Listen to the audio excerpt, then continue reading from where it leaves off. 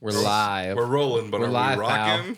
We're rocking, we're rolling, we're loaded. I'm a little bit zinned out after the movie we watched. I kind of had to throw up. I was about to witness the world's first ever Zin OD. I was fucking scared for my life, man. So I had to take a little bit of a break before we started this podcast. You're doing the Zen lean?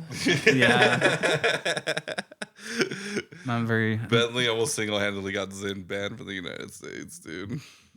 Mm-hmm. Yeah, but thankfully he's still alive, you know. I double-deckered it. That was my first mistake, I think. It's called an upper decky, bro, not a double decky. No, upper deck is when you do up, but I did two. Yeah, exactly. Double-decker. Yeah, that's what I mean. It's supposed to be an upper decker, not a double decker. Nah, I do that. Nah, dude. Yeah. And was that for me, it's a double-decker, all right? Yeah. Dude, I thought honestly you were joking when you said that. I thought you were just trying to make a joke. You're like, oh, I'm a double deck. And I was like, oh, haha. Like, I don't know. But no, double decked it. Which I did before and I was fine. But yeah, something about this movie and the mystery of it and being high on nicotine just kind of like sent me spinning. Was it Hugh Jackman's fucking acting that just made you sick to your stomach? Exactly. Dude? Yeah. Hugh Jackman, Jason Bateman. Jason Bateman. He was Patrick Bateman. Patrick Bateman. Yeah, also known Christian as Christian Bale. Christian Bale. Yeah, he was Patrick Bateman in American Psycho. Yes. Yeah. Mm-hmm. I thought, no relation to Jason Bateman from Arrested Development. Yes. Mm-hmm. He is kind of Patrick Bateman in this movie. That's kind of who I was watching. Patrick Bateman with a British accent. Yeah, he was kind of a... Yeah, the same look. I feel like they're both kind of psychos for magic. Yeah. Oh, I mean, psychos for magic for sure. But I think Hugh Jackman was definitely more of a Patrick Bateman in this movie than Christian Bale. Mm-hmm. That dude was a fucking psychopath, honestly. A movie that you picked. I did pick this week, yes. This time around. Yeah.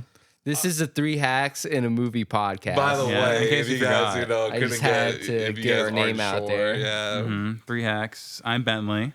Emilio. And I'm RJ. And we got that out of the way. Yep. Yeah, in case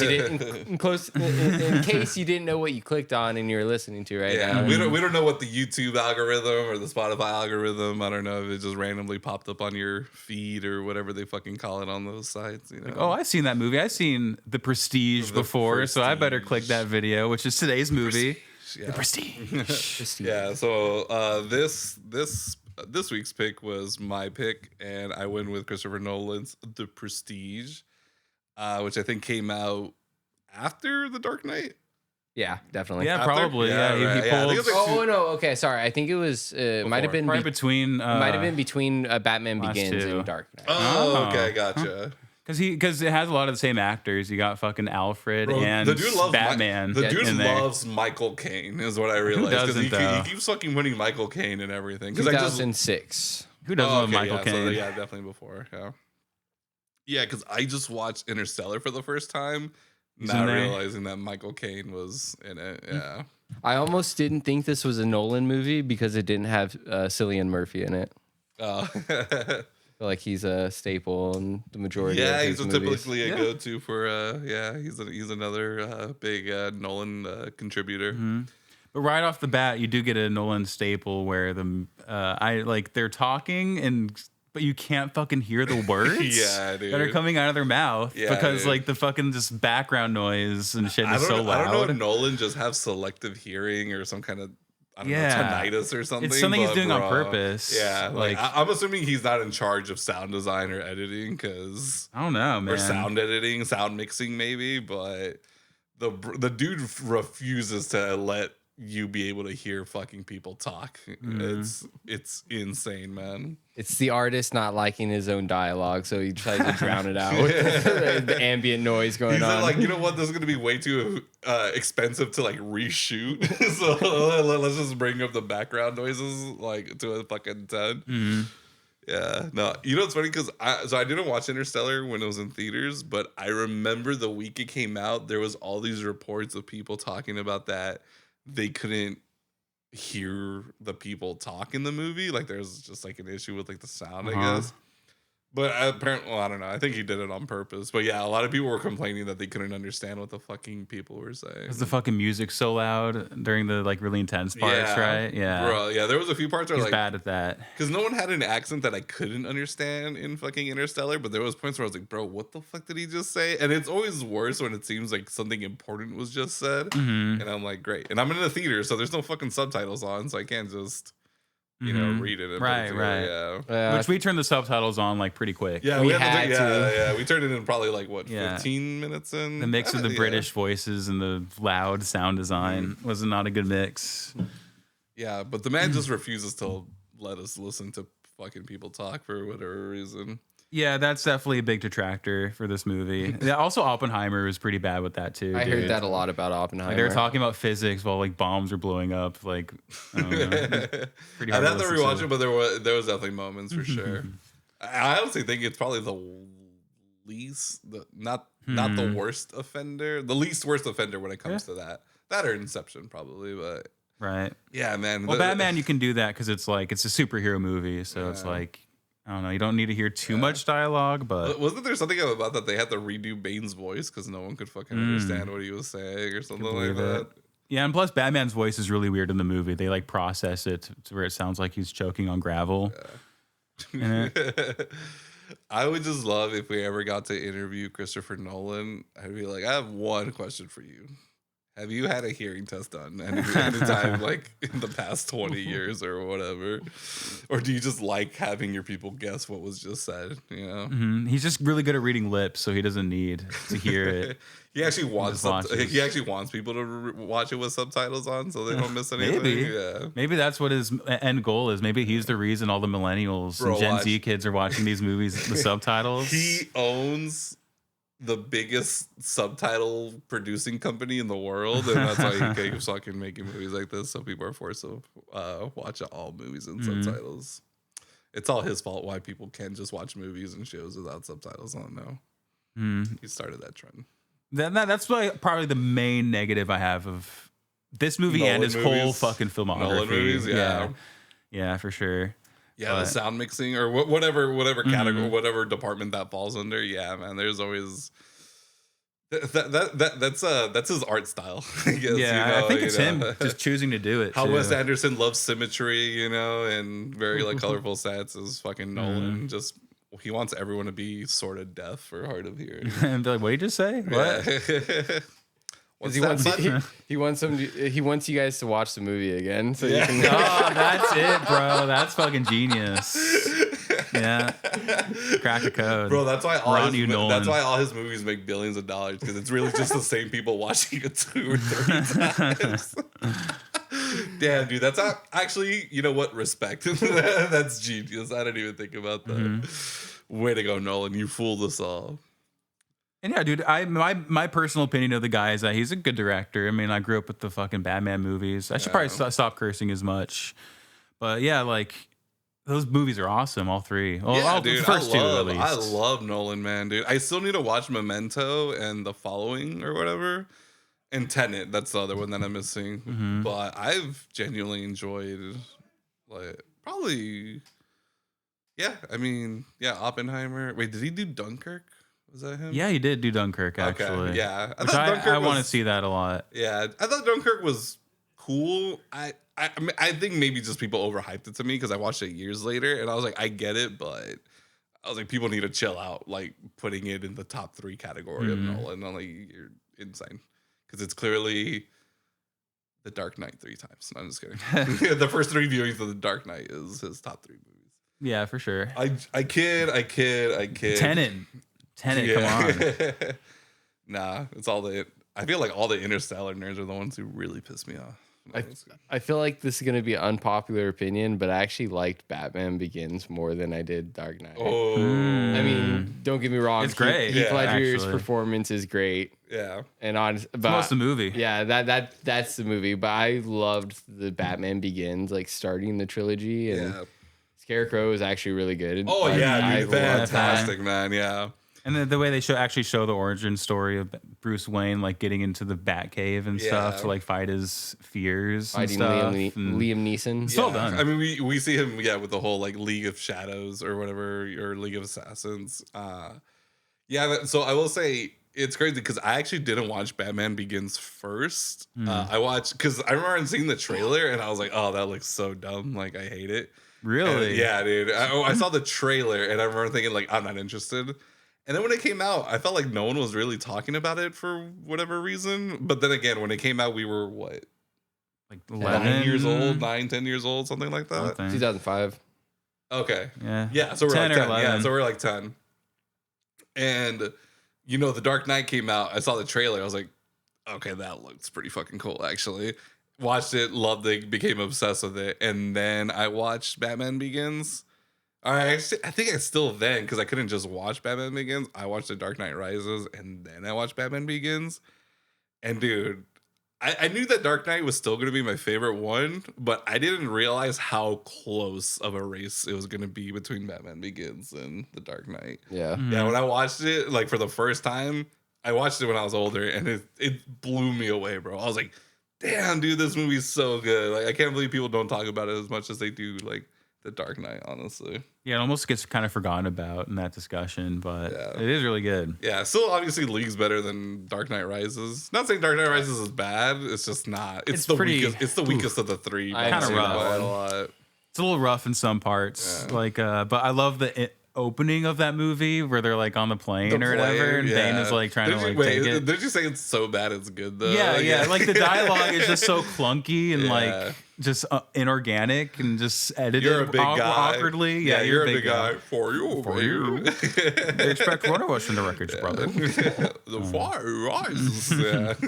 I don't know. I feel like it's quotable. I feel like that scene is just like it's a good action scene for like just dumb action, and it's good for that. I mean, it was all practical too, right. Like the actual like destroying of the plane. Obviously, not them being in it or whatever, but yeah. So it's cool. It's an interesting heist, I guess, but it's so lots of memes from it, funny. but it's very Mission Impossible like level kind of like action, honestly. Almost like fucking Fast and Furious, just level of ridiculousness. Yeah, going dude, on it's with car anime, bro. Yeah. Like it's so funny, man. Dark Knight Rises is still like the weakest of the three, but it's still good. It's a good movie, man. And then Tom Hardy as Bane, I thought was awesome. He nailed it. Yeah, I would say I like Nolan. Like a lot of people would say he's like the best director of all time, but I feel like a lot of people who would say that like should probably watch more movies. Yeah. Wait, Insomnia was also that's Nolan, right? Yeah, okay. That was after. I think his brother wrote that. What's the one with the tattoo? Memento. It was after Memento. Memento. Okay, gotcha. Yeah. No, his brother wrote Memento. I get it, but it's still probably one of my least favorite ones, honestly. Like if I have to think about all the Nolan movies I've seen, Insomnia is probably at the bottom, just because I just wasn't that into it. I don't know. I just wasn't. It didn't really grab me like all his other movies did. Maybe I have to give it another rewatch. I don't know. But I still need to see Memento, The Following, and Tenet. Yeah, Tenet. Do you need to see Tenet though? Do you really need to see Tenet? I don't think I need to watch it, honestly. Yeah, The Prestige fits in pretty nicely in his filmography. I felt like it was his most British of his movies. Yeah, the man loves to give British people American roles for some reason. I don't know. He just keeps doing it. And this one, it was actually giving an Australian an American role, but yeah, he just loves to do that. I mean, I know Cillian Murphy's Irish or whatever, but he just loves to use his UK boys, and give him, American roles every single time. Mm-hmm. Every single time. No, I'm just kidding. Okay. Well, I mean, Dark Knight or Batman. Christian Bale's Batman. Yeah, he's American, I guess. Heath Ledger's Joker, but he's Australian, I want to say.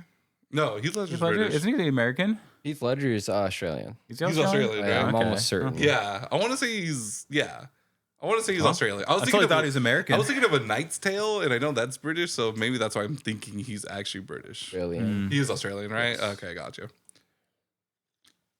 Yeah, this movie, like, Hollywood really tries to make magic cool, bro. And I'm sick of it. Okay? Like magic. Okay, bro, I get it. You hate Now You See Me, but stop lumping in all magician-based movies together. Bentley, we're tired of that. It's funny that you say that because I was thinking that throughout this movie, and there's only like 2 movies I can think of that are magicians. Heavily involving magic, and it's this, and then the Now You See Me movie. Now You See Me. You know, there's that one Jim Carrey, right? Ben Stiller, Owen Wilson. Oh, Burt Wonderstone. Burt Wonderstone. Yeah, the one that everyone forgot about, never saw. Wonderstone. I never seen it. Yeah, I never saw it, but I remember the trailers. You know what's great? You know what's the only other kind of like magician movie I think about? It's actually that Disney Channel original movie. Right. Now You See It or whatever. Yeah. Which actually, from what I remember when I was a kid, I thought it was pretty cool. But I'd have to rewatch it probably. Mm-hmm. Yeah. You know what? Yeah, there really isn't like a lot of magician-based movies, I guess. But you know what's funny? I think it actually came out the same year as this. Is there was another one called The Illusionist, and that was I think Edward Norton or something. Okay, it was very like Armageddon Deep Impact, where like didn't we just watch the same movie kind of situation? I never seen The Illusionist stuff, but I remember people making that comparison. But okay, yeah, I remember The Illusionist, but I never saw it at all. Yeah, but. This movie is kind of hard to follow, I feel like, when I was watching it. Yeah, if you have a tough You were all zenned out, bro. Yeah, I was zenned out. Yeah. The room was spinning. Zenned out. You were zenned out and in doubt, bro. Mm-hmm.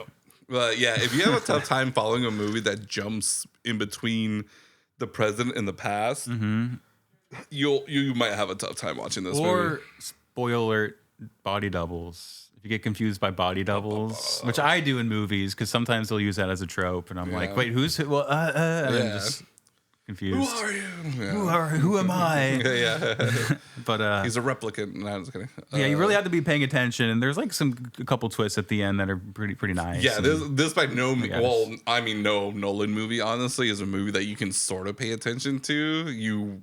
This, like Inception, Interstellar, you just gotta focus, man. Your only attention should be this movie. Mm-hmm. I would say that for basically any movie you see the first time, but especially something like this, because there's so many little details that you can miss, and because it's one of those movies again where like at the end everything comes together. It's very Sixth Sense-y, where it's like, let me give you all the hints that you should have been picking up this whole time, or now on your second watch through, you're gonna get it. Mm-hmm. Yeah. So this movie, we haven't even talked about the plot yet. Right. Yeah. No. Not at all. So, man, I'm having a tough time. Magic and revenge, bro. Well, how would you, before we talk about the plot, how would you guys summarize? It's a film. The movie. Yeah. It's a film. Yeah. I'd say it's a movie. Yeah, it's a movie, but I love it. A little bit. Yeah. How would you guys like summarize the film in just like maybe just like a 1 or 2 sentence? I always try to do that, and I just have like a tough time. I guess the best way I can put it is, and you can boil it down to its most bare. Yeah. I guess without giving too much away, I would just have to be 2 rival magicians try to outdo one another by creating the next like big trick or something like that, or trying to like figure out each other's tricks and secrets. Okay, best way I can in like 1 sentence probably, or 2, whatever. I have a good one in 1 run-on sentence. Because my grammar is terrible. A man loses himself trying to achieve greatness. So I feel like that's a lot of movies. Earnest. Yeah. I feel like that's a lot of movies. Like, that technically falls on. As soon as you said man loses himself, I was like, Eminem, 8 Mile, lose yourself. I don't know. That's just how my brain puts things together. Yeah. He finds himself in that movie, all right. That's Slim Shady greatness. Finding who Eminem. I don't know. I haven't seen the movie, but you haven't seen 8 Mile? No, I haven't. Yeah, I know. It's so good, dude. Yeah? It's honestly, I'm interested just to see Eminem act in it. Yeah. But you never seen The Wash, bro? You ever seen The Wash? I never saw The Wash. You know what it is, though, right? With the Dr. Dre and Snoop Dogg. Yeah. I know of it, but because he's in it. Okay. Yeah. There's a lot of movies that I haven't seen that apparently don't make me an American. Yeah. Oh yeah, right. Like 8 Mile. I really wish I could Mighty remember. Ducks. I really wish I could remember what you said that made me convinced you weren't an American. It was like a game or a no, song. it wasn't a game. No, it was like I don't know what it was, man, but it was an Americans level. You're definitely like a Russian sleeper agent. I didn't watch like Disney situation. Channel. No, it's not even that, dude. It was something crazier than that. It's like not knowing what 9/11 was. This is insane, dude. It was our 9/11. No, yeah. Yeah, I forget the day 9/11, honestly. Yeah, you weren't there, huh? Where were you on 9/11, Bentley? Can't say. Yeah. I was told not to tell anybody. Found in the debris, huh? But, I don't know. RJ, how would you synopsisize The Prestige? I was gonna say, like, once you started to say your synopsis, I was fairly similar to mine. I was gonna say two rival magicians, like compete against each other and then take revenge on each other too. Yeah. Okay. But one magician is clearly way more based than the other magician, I will say, which you realize over time. Yeah, one magician is certifiably insane. I think is easy to say. They all are, and it's not the one that you think it's gonna be, I guess. But or I don't know who people would think it was. I didn't think it was gonna be him, but yeah. Man, just insanity. Yeah, I feel like we should probably start talking about the plot. Yeah, which it starts kind of like does like a Tarantino-ish, like it shows you like what happens in the future. Yeah, like at the end of the movie, at the beginning of the movie. The opening shot is the top hats or whatever those hats are called. I almost forgot that. Yeah, it's that's like, literally the opening shot is just the hats in the forest or whatever. Yeah, it's one of those like you're like, okay, how's this gonna come back? Like, why is there just a forest of top hats or whatever? Like, what could this possibly mean? But it all comes around. It all explains it pretty well. And you have the main character, who's what was his name? John? So we Robert. We have Alfred, which is Christian Bale's character, and then we have Robert, yeah, which is Hugh Jackman's character. Yeah, yeah. So we have them. They're basically magicians' assistants, right? They work with one already sort of famous magician, right? Yeah, they're like apprentices, I guess. Yeah, right. I still didn't fully understand that because they're plants in the audience, right? Because they keep using them to make sure that the illusion or whatever goes right, because illusion. They're part of the act. Because apparently in this world, if a magician invites you on stage, you're gonna basically do whatever you want to kind of ruin the illusion or the grand performance of things, Yeah, a lot of saboteurs. Yeah, just because. That was like the original trolling, I guess. Yeah. They just like to troll magicians. Killing people, basically, through sabotaging magical acts. Yeah, there's a couple scenes where someone was performing like a trick on stage, and then they're like, "Oh, we've already seen that." The crowd's shouting at him like, "Do another one, buddy. We've already seen that one." And then they talk about like, because they talk about the dangers of like the bullet catch or whatever, and it's like, oh, all it takes is one guy to drop in a button or a penny or whatever, and I'm like. Bro, so yeah, like this dude who just got invited to like help perform this trick, he's like, I want to blow this dude's hand off, basically, or murder this guy if I get the chance to, because they just, I don't know, maybe they think the magicians are actually performing black magic and therefore we're followers of Satan and it must be destroyed. Who knows? There is no magic. It was a different time. It was a different time whenever, what is this, like late 1800s? Early? No, wait, no. When was early 1900s? Early 1900s, right? It showed a scene where he goes to Nikola Tesla's like experimenting house or whatever, and it says 1899. Oh, okay, gotcha. Yeah, his like lab or whatever. Yeah. Right, yeah, his lab or something. Okay.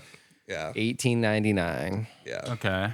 So right at the turn. Yeah. So it seems like his character, just Christian Bale's character, like everything he does just gets fucked with whenever he tries to do like a magical act. Like it just gets fucked with, and something terrible goes wrong. It just keeps following him. Man, pretty much. It's in the beginning. Yeah. Okay. Yeah. So I really want to get into like Hugh Jackman's kind of like psychology and like motives throughout this movie, but so we see Christian Bale and Hugh Jackman. They're basically assistants / plants, for this kind of already sort of famous magician. They hang out in the audience, when they're like, we need 2 volunteers. They pick, these 2 quote unquote random people, and then they help, with the illusion. And Hugh Jackman's wife is also part of the act. She's like the girl. She's the assistant / girl who gets put in the water tank, which is supposed to be like you might drown, but if you can escape in time, whatever, blah blah blah situation. Classic escape act. Yeah. So we see that, and then later we see them kind of arguing in backstage about.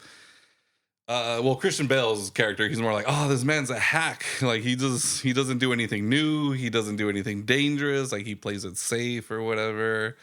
And we kind of get the philosophy. They're the two different philosophies when it comes to magicians and illusions is because Christian Bale, he's very like, you need to push things forward. You need to make things dangerous. You need to have people like, I mean, keep guessing. I mean, keep guessing is always going to be the common theme between their philosophies. But Hugh Jackman is very more, no, it's about the showmanship. Like it's not a technical thing. It's about like selling the illusion. It's about making it for the audience. Yeah, it's about making it a spectacle, making it a performance. Yeah, he cares about getting a reaction from the audience, whereas the other guy like just cares about the integrity of magic, and just loves magic and so different approaches. Yeah, so we see like these, just kind of they're very like they're just the opposite philosophies or whatever of it, and then. I mean, I guess we could kind of like fast forward to when they have to perform the same illusion again, which is the dunk tank or whatever, the water tank.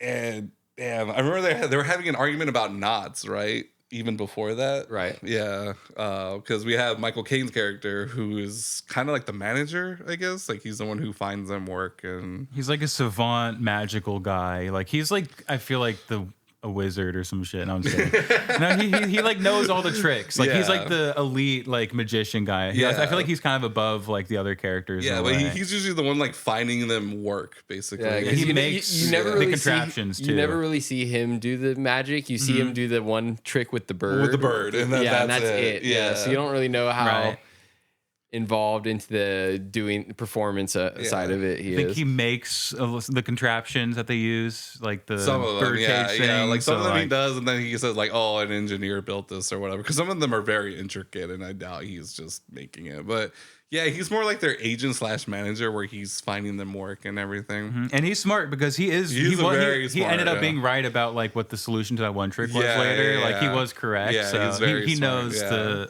He knows all the ins and outs of the industry. Like he knows how everything operates. But yeah, so during the first time we see the water tank performance, we see Michael Caine's character. Oh my god, I don't know why I'm blanking on his name so hard right now. Cutter.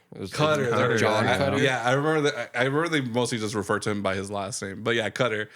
You see him with a pocket watch and an axe, and he's timing the water tank trick.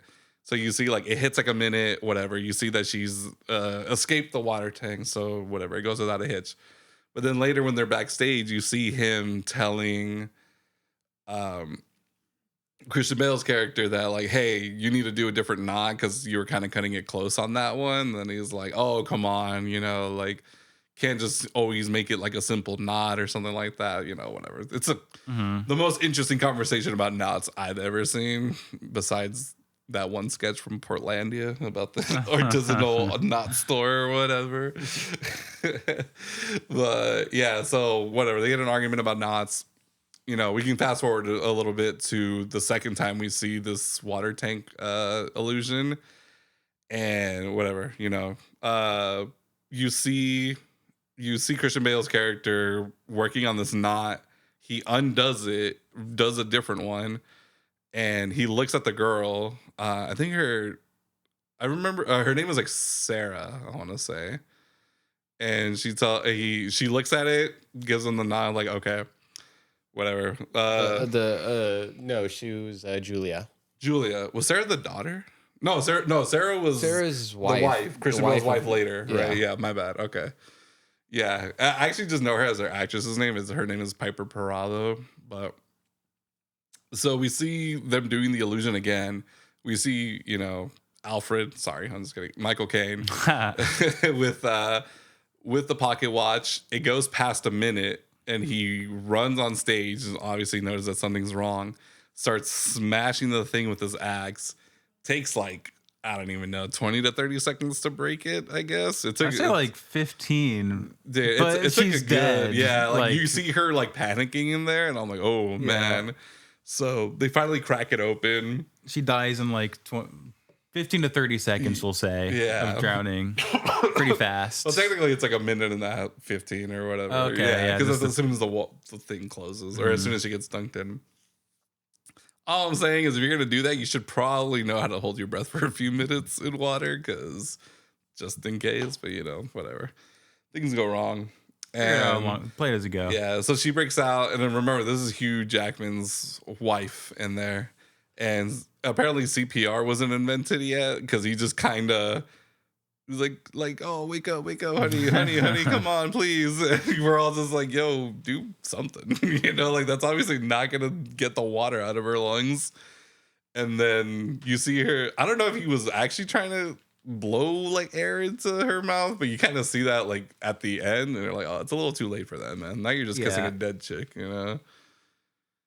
yeah, so she dies, unfortunately. She dies, and the show goes on. It's kind of just like, well, that was unfortunate, but like a real whoopsie daisy from Alfred, Christian Bale's character. They pretty much immediately find another assistant to girl. I keep thinking every time I'm gonna say Alfred, people are gonna think, because we're also talking about Michael Caine, that I'm just referring to him as his Batman character. No, Christian Bale's character's name is Alfred. Call him Warden or Borden. Borden. That was his last name that they always referred to him as. Right, Borden, yeah. And then Hugh Jackman's character was like Algiers, something like that. Algiers? Angier. There we go. The Great Denton, whatever the hell that means. But sorry about that, guys. So yeah, so then we go to their funeral. Or we go to his wife's funeral, and obviously everyone's kind of distraught, and you can just see Hugh Jackman's is kind of convinced that he killed her, like Christian Alfred or Borden killed her, because he's like, "What knot did you use?" And then he's like, "I don't know." And then he's like, "What do you mean you don't know?" And then he's just like walking away. He's like, "What do you mean you don't know?" So you just see this look on his face, like he's like 100% convinced that he actually killed her for whatever reason. And that's kind of my thing. I was like, he has no reason to kill your wife. Like, you guys aren't even competing magicians or anything yet. Like, you guys are still whatever, assistants, plants, whatever you guys want to call it. And yeah, man, I don't know. I was like, damn. So obviously he just kind of falls into depression after that. So do you guys think he killed her like on purpose? No, right? I don't know. No, all right, I don't know. Okay. But yeah, man, I don't know. But yeah, anyways, so that magician who they were working for obviously just kind of retires after that, because apparently as soon as you kill, someone dies in front of hundreds of people with your name attached to the thing, you're just kind of done as a magician, I guess, at that point. You're blackballed. Yeah.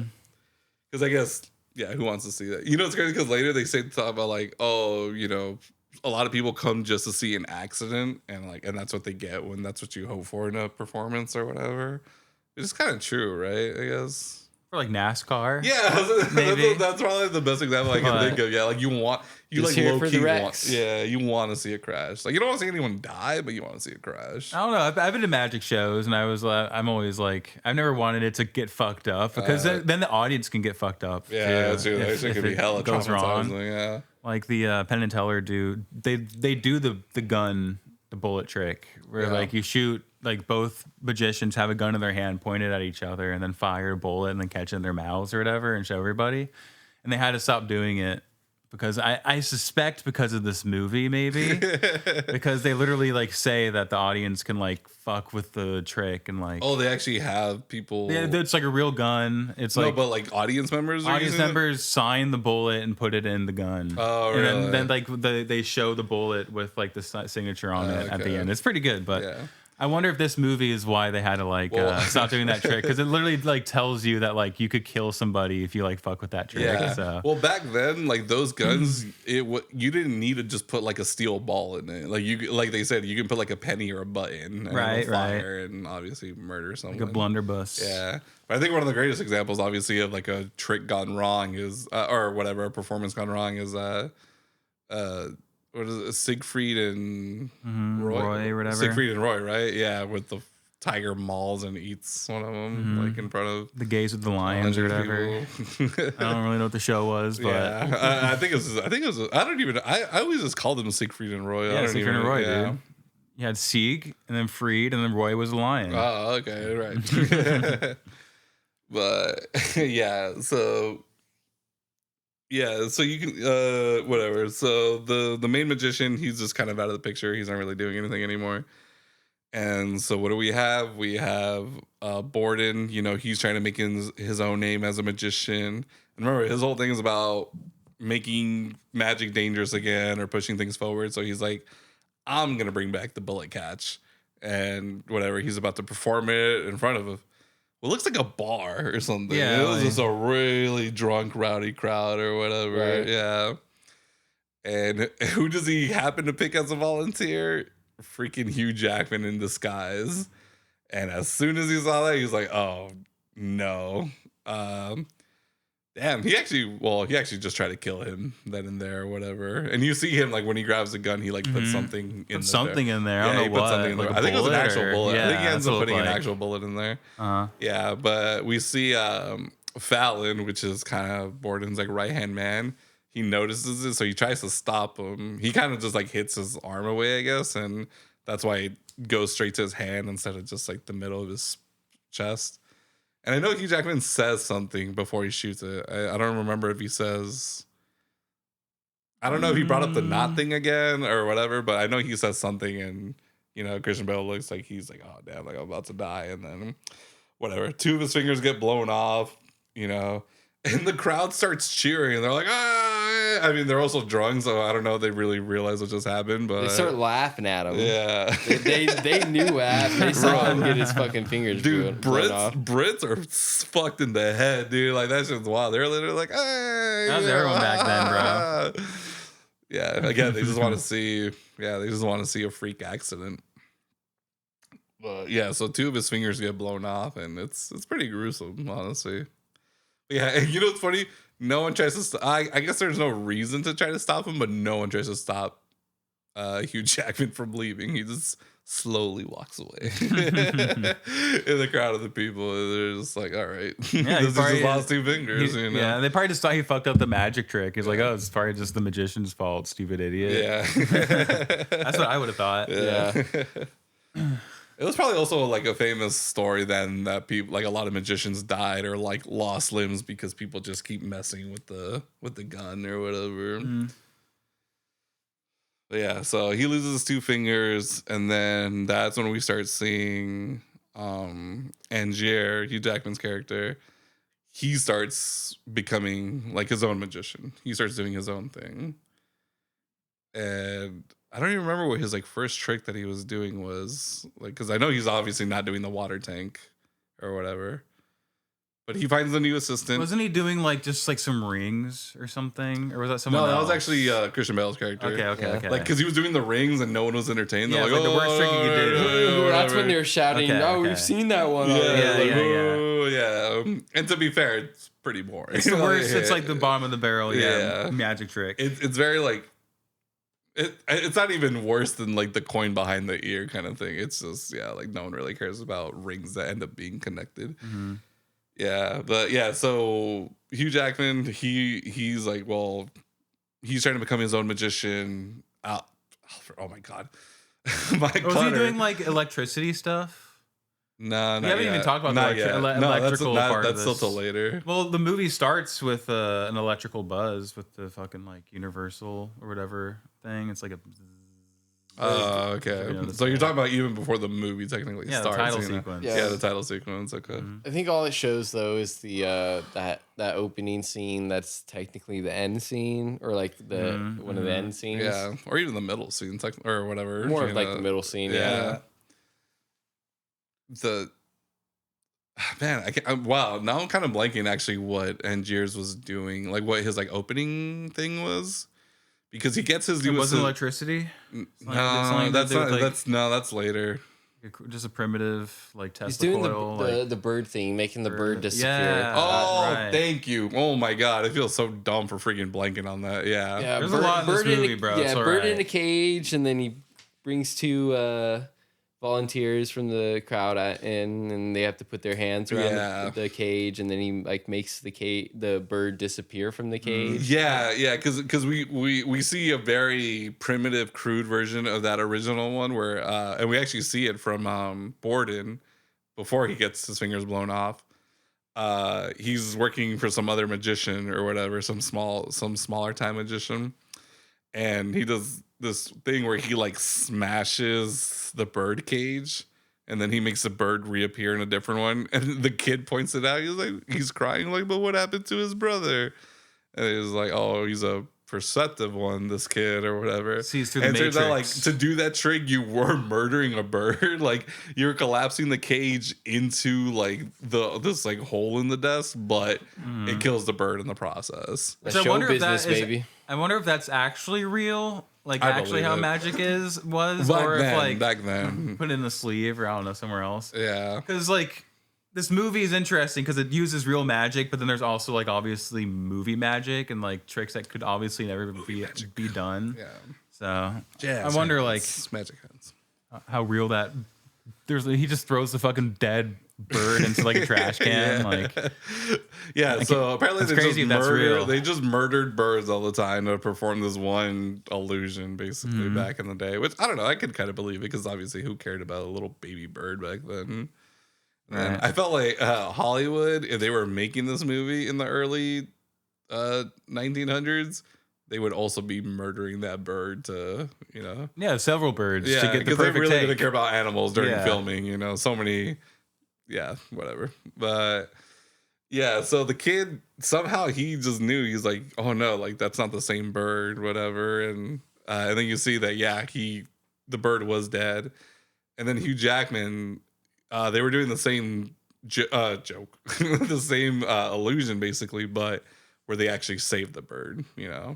I still don't fully understand how that contraption works. Like, it just yanks the bird out of the cage, I guess. Like at the last second. I think the cage is like part of the apparatus he's like wearing on his body or something. So like he's holding the cage, but it's like literally like the cage is like part of like the harness he's wearing like on his chest. So like it just folds up back into his clothes. Because you see him without it. Like you see him put on this weird like old timey like steampunk exo like suit basically. It's so crazy looking. I think that's how it worked. Just the harness was the bird cage. Like it was one and the same thing, and then but you see like the cage. Like I mean, the bird is in the cage, and then the cage just like collapses. But he does save the bird. So I mean, I don't so fully understand how it works. It came out from somewhere. He pulled it from like behind his like shoulder in one of the scenes. Yeah. So you see it work, and you see they're not murdering birds anymore, just for the simple illusion or whatever. And then he does it again. He picks his volunteers or whatever, and who does he happen to pick as a volunteer? Hugh Jackman. No. Borden, Kristen Bale, or as you call Patrick, or no, what would you call Patrick. Jason Bateman, as you referred to him earlier today. Yeah, he just happens to pick him, and then he said something, collapses the cage, bird dies. There was a second volunteer, a lady, and she like breaks fingers over it, I guess. And then his show's over. Like the theater manager's like, yeah, you're done. Like no one's gonna come back to watch you. You just broke an innocent lady's fingers and just murdered a bird live on stage and blah blah blah. Oh man, I'm kind of actually losing track what happens after that. I feel like we don't have to go through every beat of the movie, with a magnifying glass. Yeah, I mean, the next big part is obviously Borden's trick, the teleporting man, right? That's the big trick, or the next big thing that pushes the whole story forward. Cause he does this. He starts getting a bunch of attention, and then Angiers finds out about it. He goes and watches it, and he starts just basically going crazy trying to figure it out. Yeah, he's like, it's the best magic trick I've ever seen in my life. Yeah, like like he is like whatever, the greatest magician basically. And the trick is basically you have the stage, you have a door two on doors. Opposite sides of the stage, and then he just walks through one door and then travels the stage like in like 10 feet or so in like half a second. Yeah. And walks out the other door. Yeah, he like throws a ball and then bounces the ball. Right. Yeah, super cool, honestly. Imagine seeing that back then. You definitely call witchcraft or whatever. Yeah, but I don't think it's real. That's a movie. That's not a real trick. Yeah. You don't think so? No, it's not a real actual magic trick. Oh, okay. Yeah, that's like a movie. Honestly. That's like a movie. Like they just did that in the movie. They just used editing. And I don't know the history of magic. Yeah, I didn't know you were big into London Victorian era magic, bro. Well, if you've seen the Penn Jillette video where they talk about this, it would explain Bentley's hatred towards magicians or whatever, or how even though Hollywood has only made like 4 magician-based movies, he thinks, man, fuck David Blaine, bro, and Chris Angel, right? But. I like David Blaine. Yeah. He really just kind of stabs. I like when he stabs himself in the arm and shit. I'm like, damn, that's a cool magic trick. You're a sick fuck. You know that, Belly? Jesus. I'm not David Blaine, bro. But you're watching it. I'm watching. He's doing it. But you're enjoying it. Hell yeah, I'm enjoying it. But why else would he be doing it? You might not be setting the building on fire, but you get excited when a building's set on fire. Dude, I think it's cool. You're arsonist adjacent, bro. David Blaine puts the needle through his arm, bro. There. I've seen it, yeah. I think that's hell I've cool. seen the man regurgitate frogs or whatever. That's cool, bro. You don't think that's cool? Are you not entertained, Emilio? Are you not entertained? I just saw Gladiator. I was very entertained. See, now I'm not. Tables are flipped, dude. You're the hater of magicians. Okay, Ben. Stop trying to gaslight me. Did I use that right? I don't know. But yeah, so Angier basically goes crazy trying to figure out this trick. He's like, whatever. It's the greatest trick ever done, you know? And then I like how Michael Caine immediately calls it. He's like, yeah, he's using a body double. And he's like, no, that's too simple. There's no way it's just a body double. And whatever. He's like, bro, he's like, I've seen it. He's like, I'm literally twice your age. I've seen it, you know, whatever. I've been here since the beginning. It's a body double. He's like, nah, it can't be that simple of an answer. So he sends his new assistant, he's already dating, by the way. I don't know how long it was in between it happened, but I don't think he mourned his wife long enough, to be honest. It seems like he got over her pretty fast. But I assume magicians go through a lot of assistants. But to be fair, it is Scarlett Johansson, so it's kind of hard to not fall in love with her, I guess. I mean, I loved her since Eight-Legged Freaks, so. I'm not too familiar with, like, I know Home the Alone name. 3? Home Alone 3. Huh? I think she was an older sister in Home Alone 3, if I remember that correctly. So, I couldn't name the Scarlett Johansson movie, honestly. Yeah, you never seen? Did you, RJ? Lost in Translation. Yeah. Translation. And then she was like Black Widow or something in the Marvel in the universe. Marvel movies. Yeah. She was also in Under the Skin. I mean, she's done a lot. Under the Skin, yeah, there you go. She was in a Coen Brothers movie. What is it? Is it He's Just Not That Into You? I know she's done some rom-coms, obviously. She's definitely doing some rom-coms, yeah. Yeah, she's very cute. She was in Don John. That movie was terrible. Oh, right, Don John. That movie was terrible. I was like, I think Joseph Gordon-Levitt he got his head a little too big. He's like, damn, dude. He's like, I made so many good movies in like a few years in a row. I think I'm gonna write and direct one, and then I was like, "Yeah, you probably shouldn't." He wrote that. Yeah, he wrote and directed it, bro. We should pivot to start. We should just make this about Don John now, honestly, because that is a very interesting movie. I haven't seen it in a while. All I remember is his car, him jerking out to porn a lot, him banging Scarlett Johansson, and him banging Julianne Moore. I think it was Julianne Moore. And then, yeah, that's kind of. I think that's the whole movie, though. I think he wrote that for himself. Yeah. He was like, I'm going to bang Scarlett Johansson. I think I just synopsisized that whole movie, honestly. It's very Jerry Seinfeld when he's like, yeah, I got to make my most current girlfriend or whatever in the series like the hottest chick on the planet. Right? Right. You know? But then again, I guess if you were in that position, why wouldn't you give yourself the most attractive actresses to make out with and stuff? And then write it yourself and just let everyone know that you wrote yourself to make out with Scarlett Johansson. Just hope no one notices.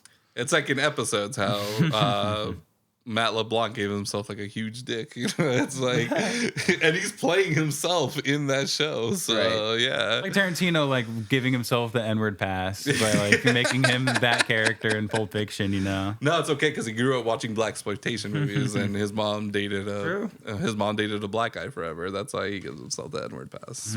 I read his book. And Samuel L. Jackson. Yeah, probably like literally like wrote down a pass for him. Lifetime. If anybody can lifetime Edward. If anybody can give him out, it's probably Samuel Jackson. Yeah. He's like the president and distributor of the N-word pass. Like his final word is "say." That's how I was like, I know Robert Downey Jr. didn't say it in Tropic Thunder. I don't think he said it, but I think he did. Did he? Someone says it, then he's like, "That's our word" or whatever. You can't say that. Well, there's the other guy, Al Pacino. Al Pacino. Okay, yeah. So funny. Right. Booty sweat. Yeah. Yeah, that was the energy drink, right? And then Lance Bass, is that who he ends up with at the end of the movie, right? Or whatever. Yeah. He actually shows up. So good. Yeah, this guy, back to the movie, The Prestige. Yeah, sorry about that, guys. We'll definitely talk about Tropic Thunder at some point. Yeah. Which would be an amazing podcast. Sidetrack, you know. Yeah, so he immediately like wants to figure out how the trick works. And so he sends Scarlett Johansson, his new assistant, to basically spy on him, to be like a double agent. And then she meets up with him and immediately just folds and is like, I was sent here to be here. I actually want to fuck you, kind of. Well, that was the plan. Yeah. Yeah, because he tells her, like, oh, you're going to tell him the truth. Right. And it's like, here's my secrets or whatever. You're going to tell him that this is why I sent you, obviously, to get him in a false sense of security. And yeah, but what he didn't expect, she actually falls in love with... Obviously. Alfred, or as she refers to him as Freddy. You know what's so funny? It took me an embarrassing amount of time to realize that she was calling him Freddy because his name is Alfred. Because obviously, when I think Freddy, I just think Fred. You know, like or Frederick, not Alfred. Like I don't think I've ever seen an Alfred be referred to as Freddy before in my life until this movie, obviously. So it took me a while to put that together. I was like. Because I was like, why the hell is she calling him Freddy? And then I was like, oh, right. Okay. His name is Alfred. Because again, most of the movie, they refer to him as Borden. So I kind of forget that his name was Alfred. I mean, Freddy's definitely has a better charm to it than Al. You know, what are you looking at? Al sounds like you're about to throw up. Al. I thought Freddie Mercury's real name was Alfred. Oh. And that's why he went by Freddie, but no. My favorite director is Freddie Hitchcock. You guys don't know who that is. Old Freddie Hitchcock. Yeah. Like Robert De Niro, dude. I call him Bobby De Niro. You know? You're just cool like that. He loves being called Bobby. Edward James almost. Edward Jimmy almost, dude. Yeah. But yeah, man. This so yeah, he sends in the spy. She tells him whatever, the truth, whatever. So she keeps working for him. Let's just fast forward to the part where Nikola Tesla comes out, because that's the part I'm burning to talk about, dude. So yeah, dude, he kidnaps his assistant, or he kidnaps his right hand man, and just to figure out like his secret or whatever. And he's like, "Where is he?" And it's like, he just looks at this like pile of dirt on the ground. And he's like, "Is he alive?" And it's like, I don't know, how fast can you dig or whatever. That was probably like the first true sign of his like psychopathy, honestly. I mean, I thought it was already pretty bad that he was gonna murder him over his wife because he was convinced that he killed him. But I was like, okay, you know, you think he murdered her, like that's kind of justified. But now you're just insane. Like now you're gonna murder an innocent person because you need to find out how this trick is done or whatever. Times. So he tells him Tesla, whatever. And yes, it's Nikola Tesla. So he basically sends him to America. He goes from England to Colorado. He takes a train from England to Colorado. It's the train from Harry Potter, dude. Obviously. It's the platform 8 3/4 or whatever. Yeah, so he tells him Tesla. So he sends him to America, the other side of the world, to go meet him. And he's I guess basically tells him that he's the one who invented his machine to perform his trick or whatever. Mm-hmm. And then so we see Andy Serkis, he's the assistant.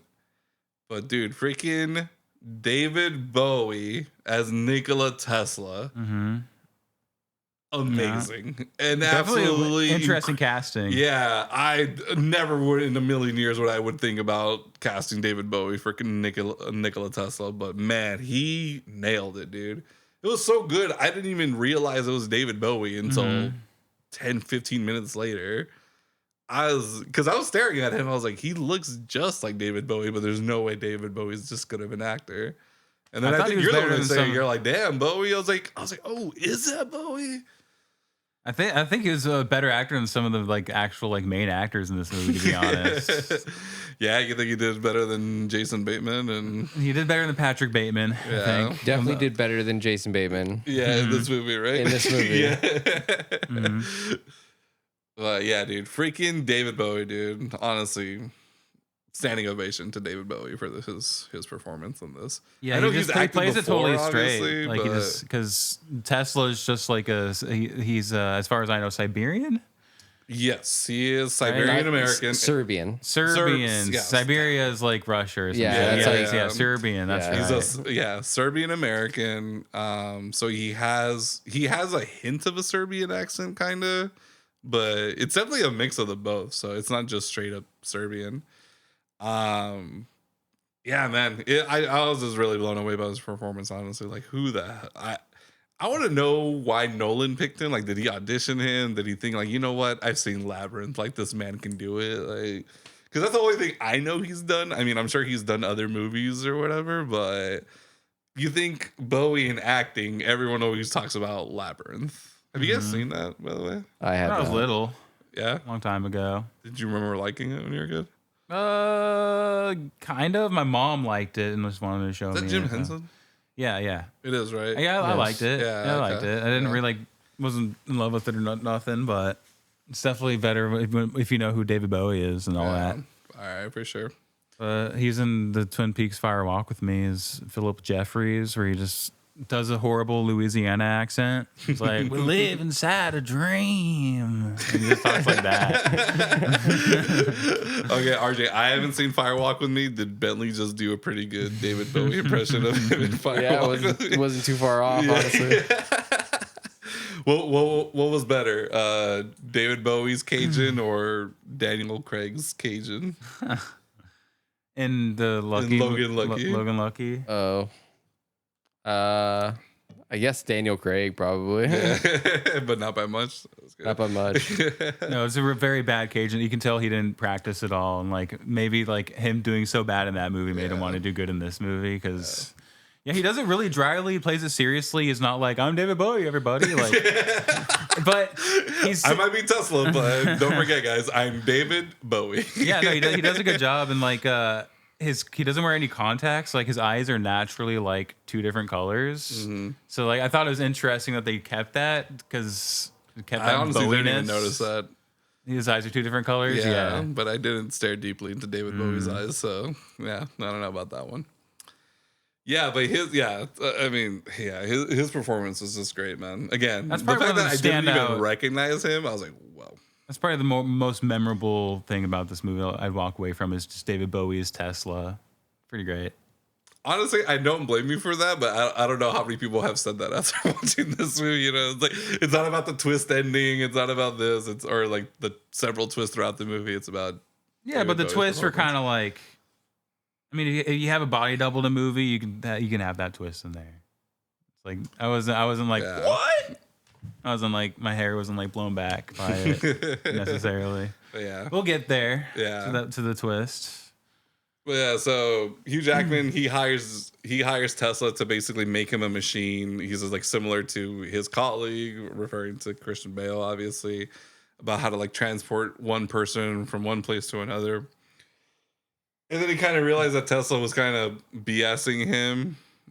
He's like, you told me you made this or whatever. Or he's like, I didn't do that. He's like, but you made me believe it or whatever. And then it turns out that Tesla did incidentally find a way to not transport something, but to create a copy of it. Because you see, like, obviously the Field of Hats, they tried on the cat, and then we see that the cat was also cloned. I guess, yeah, cloned is like the right word, right? Mm-hmm. You know? Yeah, copied, cloned, or yeah. So obviously he takes this on the show. Replicated. Yeah, replicated. And I thought one of my favorite bits in the movie was, so obviously Hugh Jackman takes us back to England. And when Christian Bale performs the trick, it's called the teleporting man. And then he's like, well, he calls it the teleporting man. There's only one thing we can call it, the new teleporting man. And then when Christian Bale does it again, or like improves on it or whatever, it's called the original teleporting man. Like there's just like That's back funny. and forth. And like, I don't know if you noticed that on the posters or whatever. No, I didn't really notice that detail, but that's kind of funny. Because I noticed, because obviously, like, they just basically pointed at it when he called it the new teleporting man. But when Christian Bale does it again, you see like the playbills again, and it says the original teleporting man. Yeah, classic one. Yeah, so it's just kind of funny, like the level of pettiness, obviously, that these magicians show it to each other. Yeah, little small detail that I just thought was really funny. Mm-hmm. But yeah, so Hugh Jackman, obviously, he starts doing this thing where, you know, he's the teleporting man. You know, he's on stage and he goes to basically like one of the balconies, and everyone's like, you know, he just teleported 50 feet, 100 feet. I don't know. I'm really bad at measuring distance. When like it went that, up the flight of stairs, apparently, like, yeah, it's impossible. Yeah, there's no like stage design you can do to do such a thing. Yeah, in like less than 30 seconds or whatever. So yeah, obviously defying physics and any kind of like logical reason or whatever. So then Christian Bale starts going crazy because he can't figure it out, and he's like, "No, there's just absolutely no freaking way. Like, how is he doing this?" And so he starts going crazy trying to figure it out. And then I guess we're also kind of forgetting that, you know, at this point he has a wife, he has a kid, and they seem very happy. In some scenes we see that they're very happy together, but there's a lot of references to him acting differently depending on the day. And I don't know if you can maybe just kind of think of like, oh, maybe he's just kind of like bipolar or whatever. Because she, you know, he says like, "I love you," and then she's like, "See, I don't believe you today." And then another day she's like, "Now I believe you." And so there's this whole kind of just kind of like weird bipolarness to their relationship. And then you find out that he's been kind of having an affair with Scarlett Johansson's character, whose name fucking eludes me. Olivia. Jesus, man.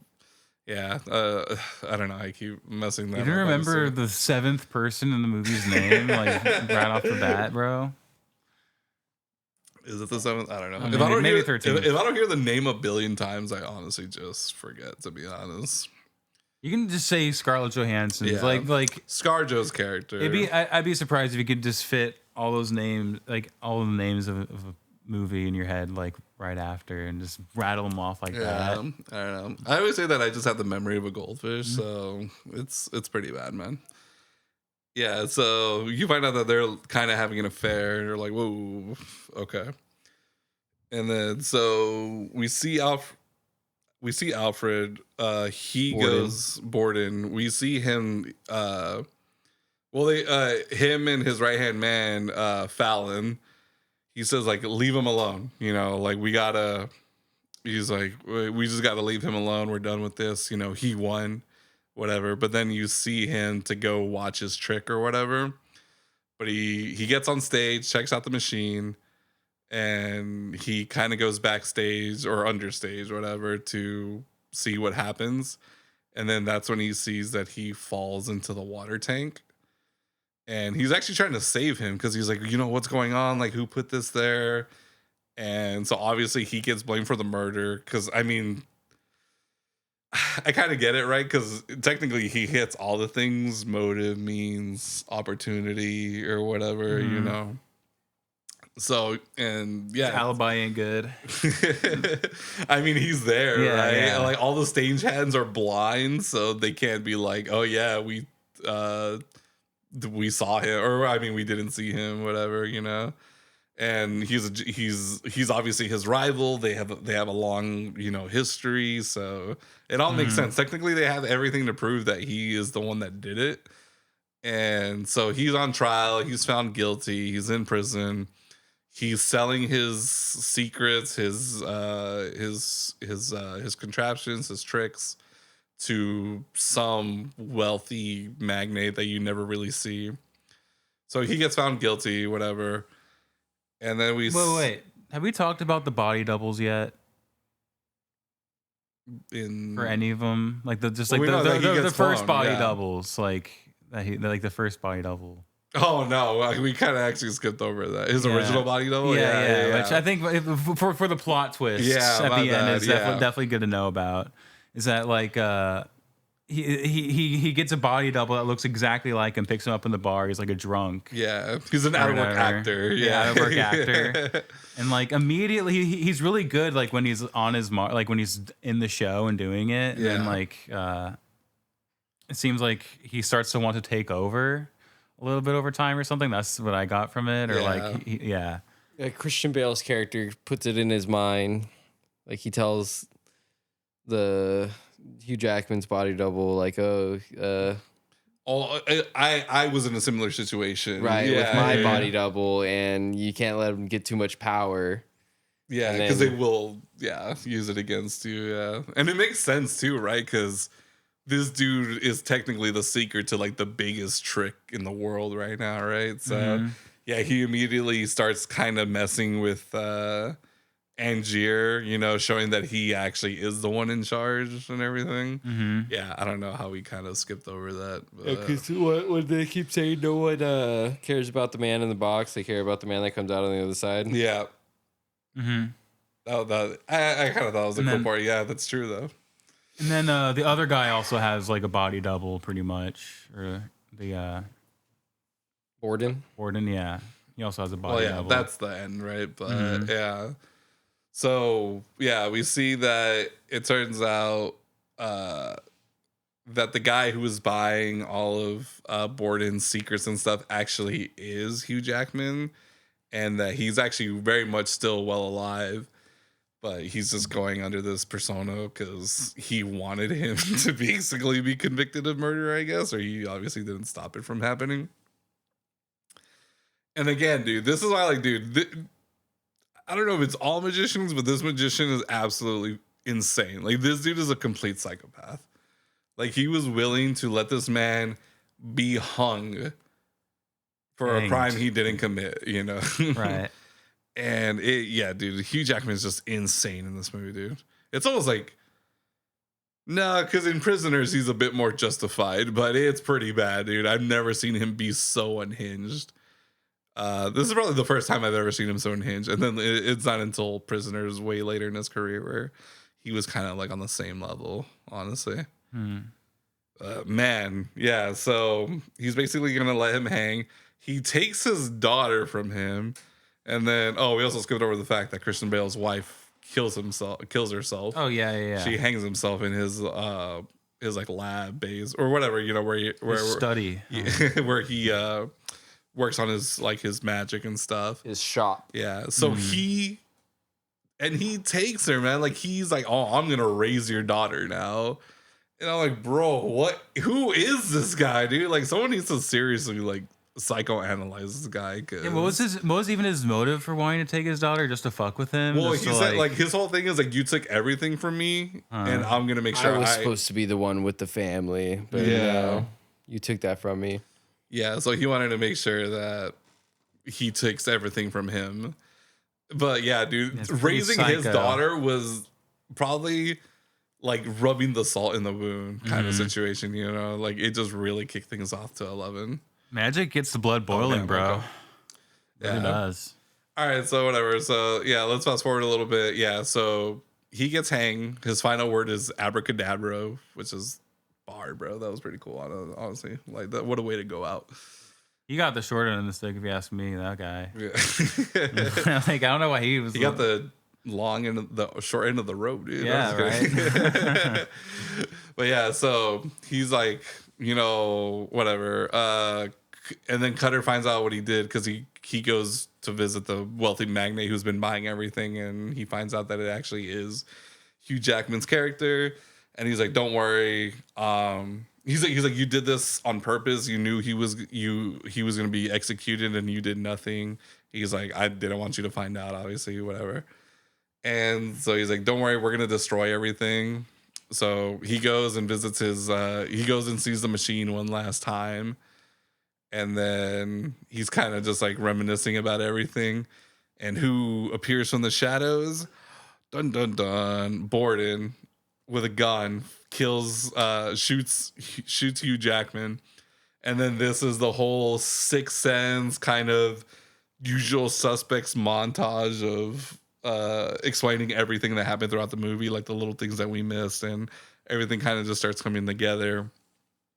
We see that Christian Bale was using a body double the entire time, but it's his twin brother. Like, I know how you guys are saying like you think it's just like another guy or whatever, but it's his twin brother. No, I thought it was his twin brother. Oh, I thought you said at first you thought it was just his like a body double that they found or whatever. No, I thought he was being honest that it was his twin brother. Oh, okay, like, gotcha. Yeah. So yeah, it was his twin brother. But to like really make sure everyone buys into the bit, they never told anyone what they were doing, including his wife and his kid.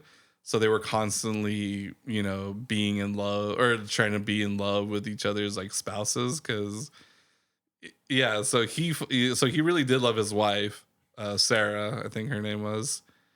And then his brother, like Olivia. Fallon, you know, as they refer to as Fallon, he was actually in love with Olivia.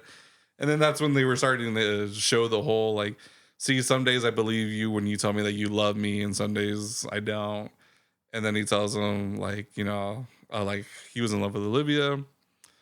And, you know, that obviously tore their family apart, obviously to the point where she even killed himself, and they still went with the bit, you know, they couldn't give it up. I mean, Fallon even got his own 2 fingers chopped off to keep the illusion going that it's still the same person. Like, and that part was pretty rough. They used just like a chisel and just like smash it, which is pretty cool. But yeah, so we just see all these moments being put together, showing like little hints that it was actually they're actually just twins, and they're pulling off basically like the greatest illusion ever. And then we see Hugh Jackman when he used the machine, and it turns out that he's actually been dead for a while, because when he uses the machine, we see the one who's transported is the original. And when we see that happen, we see the clone grab a gun and immediately kill him. So this clone has actually just been, you know. Is that for sure, or is that just kind of implied or whatever? I think it's like pretty for sure. Because the original one dies. Wait, the original guy dies. Yeah, that he's been dead for a while. And I think we know it's the original one that gets teleported, because when they did the cat, it still had the chain on, it still had the collar on when they teleported him. But remember, he actually takes it off, and when it goes outside, you see that there's still a cat with a collar on it. So yeah, the cat always had the collar on it, but I think he just took it off the leash. I think he took off the collar, actually, because I remember when the cat's running away, I didn't see the chain around its neck. I'm pretty sure. I'm like 98% sure that it didn't have the metal chain collar thing on anymore. But yeah, so Angiers gets killed by his clone, basically. And I guess that's the part like you were supposed to guess, but I remember the cat still had it on. So he's technically been dead for a while, and you see that he gets killed by his clone. And that Cutter, you know, played by Michael Caine, as soon as he found out what he did, he decided to set him up to let him be killed by Christian Bale's character, because obviously he just knew what he was doing was wrong and that he needs to be with her dad. So he lets him. So he sets him up to get killed, and then, dude, the final shot with all the water tanks still having the dead bodies in them, because he's been killing clones this entire time. Again, like it's the whole bird thing. Such a creepy like final shot, but also I just didn't think it totally made sense to keep the bodies in the water tanks. Like, I don't know. Like I was like, do you think no one's ever gonna find these or something, or do you just not care? I guess no one did find him for a while. Yeah, because he was going to burn it. It didn't seem like he was going to burn the theater down. It seems like he's just going to kind of hide it away or whatever. But I guess technically Angiers is dead now, so they can't just go arrest him because whatever, he's technically dead. Yeah, so I just thought it didn't fully make sense, but maybe that's why, because he's like, oh, now I'm whatever, this wealthy magnate, business magnate. I don't have to worry about ever being caught on whatever I did. But yeah, I was just like, dude, get rid of the bodies, man. Maybe just makes for a good shot. You just have like 20 tanks of freaking Hugh Jackman clones who drown. Yeah. Or who wishes they didn't. But yeah, man, absolutely wild movie. I remember when I first saw it, I thought the twist was really cool and just kind of blown away. And then again, the final compilation scene where it was kind of giving you all the little moments was just super cool. Because now that this is my second or third time watching it, I was like really picking up on all the little hints that they're really not the same person, that they just keep switching places basically. So yeah, it blew me away. I really like watching it now I've seen it a few times. And then this was your guys' first time watching it, right? Yeah. Did you guys know anything about it going in? I knew it was about magic. Yeah, okay. Same. I knew that a prestige is technically like the act where you sort of introduce what the magic trick is in the first place. Yeah, the prestige is like the final reveal, right? Yeah, like the whole trick. Yeah, yeah, like you make the thing disappear and then bring it back. And then obviously Nolan trying to make it very. The opening thing is obviously, a trick has 3 acts or whatever. There's this, that, and then the prestige, and that's basically also supposed to be the movie. The whole thing is the trick. Like where the final reveal that it was his twin brother. Boom. That was that's a prestige. The prestige moment. Yeah, the final reveal is like prestige. So kind of cool, a little parallel for sure. See, but like the thing is with that, I always kind of suspected there was a double. Like, and maybe I just didn't necessarily think it was like his twin brother, right, or whatever. But it was like, because there was a way that he did the trick. We knew that he wasn't like using a Nikola Tesla device to do it. There was no teleporting machine. Yeah, so I always assumed there was a double for him. For sure. Yeah, I don't know. But yeah, remember that's the whole thing, or that was like a big part, right? He's like, no, it can't be that simple, like there's just absolutely no way, but it really was that simple. I was falling for it, dude. I was like, yeah, it can't be a body double, dude. He knows. Yeah, but it's like, but remember, he shows like it's about commitment, because when they go see like the Chinese dude do the whole act with the fishbowl or whatever, he's like, no, this is the real performance or whatever, and you see that he's just like this dawning old man who can barely move or whatever. And it's like he acts like that all the time, but so he can do things on stage that you don't think he'd be able to do because he's just an old Chinese man. Yeah. He's living a lie, just living. That's like another like foreshadowing thing. It's like you don't understand. Like it's a commitment beyond the stage. Like you have to be committed the entire time. But yeah, the foreshadowing is insane, man. Yeah, I thought it was. I mean, I haven't seen all of Nolan's movies, but this probably isn't like at the top of the list or nothing. I think it's one of his more forgotten movies. Like I don't hear a lot of people reference the Prestige when it comes to his filmography, really. Yeah, not really. Yeah, right. Like just don't. You know? But I thought it was okay. It was the best movie about magic I've ever seen. Yeah, there you go. Clearly, you haven't seen Now You See It, dude. No, I was kidding. But I do wonder if like magicians get riled up about like the revealing of any tricks, if they are real in this movie. But like there's just a bunch of pissed off magicians. Yeah, like they would never even show the judge how it was done. Like that's breaking the magician's code. Or they mention like how the water the dunking in the tank trick is done, where you're drowning in the tank, and like they'd mention like using like a certain lock or something. I don't know. Like they like mention a false lock or false lock. Yeah.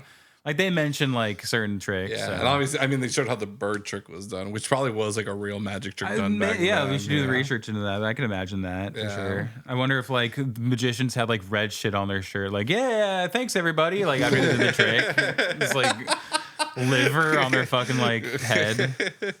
Like, why do you have just a giant red stain on your like shirt now? Yeah, maybe that's why they don't wear white. You know, they all wear like dark colors or whatever. But I really was wondering if that was like a movie thing or if that was like a real thing. Yeah, yeah. I don't know the history of magic or whatever, but I believe that it was a real trick. They probably were just murdering birds left and right back then, because who cares? Do you think they did any actual magic tricks in this movie? Like, do you think? Do you think there are any actual magic tricks that they illusions? Illusions. Do you think they did any illusions at all, or do you think it was all kind of camera? Like editing. The rings was real. The rings are real. The rings, and then the pulling the ball in the corner behind the ear was probably no, that was CGI, dude. Real, like, that was definitely CGI. Christian Bale just couldn't get it right, so they had to CGI that ball in there. Oh no, they had to body double his hand. Like, that's actually a magician's hand pulling the trick. Right. It's just like, black guy's hands or something. It's like the only guy on set that like knew how to do the magic trick. Yeah, exactly. It was like, do we have any part-time magicians who work out here? They're like, oh yeah, me actually. He's like, my time to shine. He's getting called up to the bigs. Yeah. I do wish there was more, I guess, real magic tricks in this movie, because like I felt like with all the magic tricks I was watching, it was like, well, that's just movie editing, or whatever. It's like, you know, I wanted to see like at least one little like, It's not George A. Romero, bro. Yeah. Like, he's not, you know, if it was him, he'd definitely be doing these tricks for real. Right. Like, and there probably were magic tricks. This chick's getting dunked in a real tank, and she's going to have to get out of it by herself. True. But nah, it's man. I mean, I love this movie. I love Nolan. He's got a great track record. Is it the best? I mean, technically no, but it's kind of hard to beat, some of his movies. The movie looks beautiful, I'll say. Like the color of it, like it has like a really like nice color tone, like a warm tone, and the lighting is nice. It's set in like 19th century London or whatever the fuck. Like early 19th, turn of the century London, basically. Yeah, and so it has a really nice look to it. I will say it's a pretty movie. My biggest complaint was the closing song when the credits started rolling. Radiohead. Was that Radiohead? Yeah, that's Radiohead. They just start playing Radiohead at the end. Oh my god, dude! I don't know. That was weird. It was too modern for me. I was like, why am I just hearing, I guess, Radiohead? That was strange. Like, movie set in 1899 or whatever.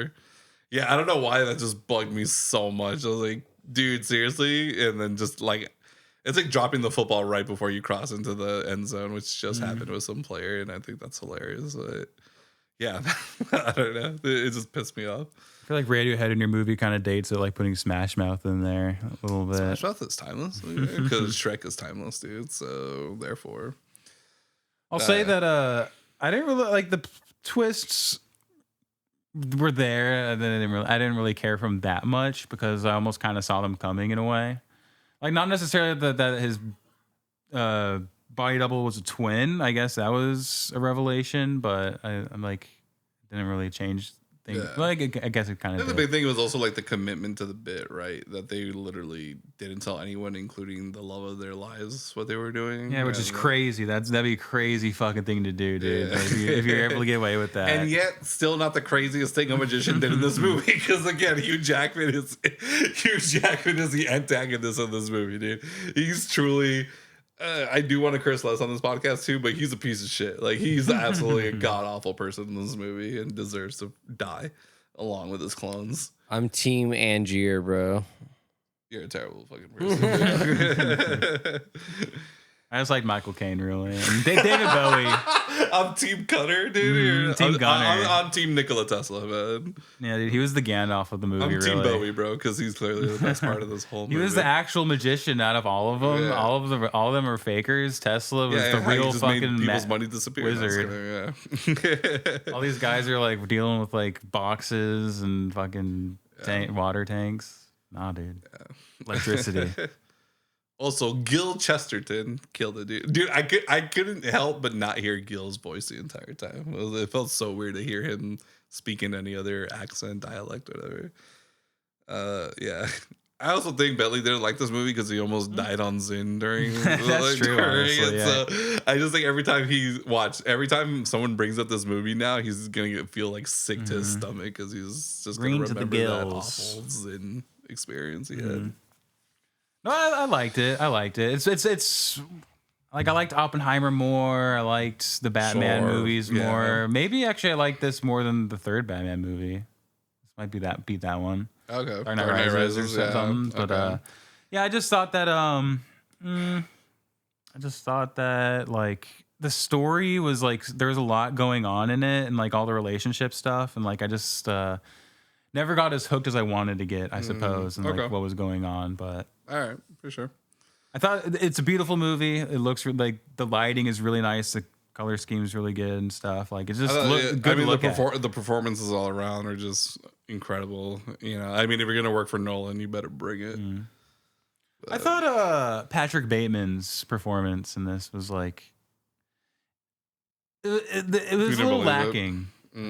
Okay, I thought in some parts. I guess you could say it was earnest. Yeah, that's my take. Yeah, man. I don't know. Honestly, I love it. There's drama. There's like some really cool shots, really cool effects, incredible performances. Again, just overall awesome direction. I really liked it. I mean, if I had to give it a score, though, I'd still probably give it like maybe like an 8, like a solid 8. Honestly, still not gonna give it a 9. I mean, I think his 9s are easily still like Dark Knight and Batman Begins and just stuff like that. But yeah. Overall, I still really love the movie. And again, once you see it like a second time, you start picking up the little things. It's just that much cooler. It does seem like one of those movies that on the second watch you pick up more of the hints and stuff, the foreshadowing. Yeah, for sure. There's a lot of really cool foreshadowing in it, and yeah, man, I just love it. Yeah, RJ, final thoughts? It was a pretty okay movie. Like, I never really been too big of a fan of Christopher Nolan. I think he's pretty overrated, but I haven't seen a whole lot of his newer stuff. Okay. Like, I think the newest thing of his I've seen is Inception. Yeah, that was like 2010. Yeah. So I haven't even seen Dark Knight Rises, and I haven't seen Tenet. I haven't seen Oppenheimer yet. Interstellar. I haven't seen that one, but okay, for sure. I feel like most of his stuff is a little overhyped, and I'm like I was severely let down. Insist the pun is something I was I guess, yeah, you could say that. I was severely disappointed with Inception. Like, it was a fine film, but like everybody was like, "Oh my god, it's amazing!" And I hear that so much about Interstellar. That I've been putting it off for so long because I know it's never going to live up to Interstellar is more of a just visual spectacle than anything, right? Which isn't going to capture my attention that much, you know. Yeah, because I just saw it for the first time for the 10-year anniversary or whatever, and I was just like, yeah, I'm here for the visuals. I'm not really here for the story. And the soundtrack is probably nice. Yeah, I mean, the sound is awesome. You know, also if you don't like to hear people talk. So yeah, that also bugs me. Yeah. I'm telling you, man, there's something going on with Nolan's ear or something. Yeah, ears. I did like Christian Bale and Hugh Jackman's performances, although I didn't care enough for their characters to make me want to like truly actually like care for either one of them. Okay, but their performances were good. It's just I didn't care so much for the writing, actual characters the actual writing for the characters. I guess the character development and everything. Yeah. Well, I hated Hugh Jackman basically from almost the beginning of the movie. Yeah, just he's a piece of shit. I constantly think about that show Brockmire. Remember with Hank Azaria? Yeah, I love that show. And there's a scene in like the second or third season where he gets sober, and you find out that his like trigger is Christopher Nolan movies. Oh, was it? Oh, yeah, because it's the softball girl that he's like broadcast partners with. She's watching Dunkirk, and he like gets pissed off and like freaks out. So he starts drinking when he starts watching him, like a trigger in that way. He still stays sober in that time. Yeah, I think. But his trigger is like he caught his wife pegging his neighbor one day. She was hosting like a sex party or something like that. And I guess like a Christopher Nolan movie was playing or something. So that's how he always like equates.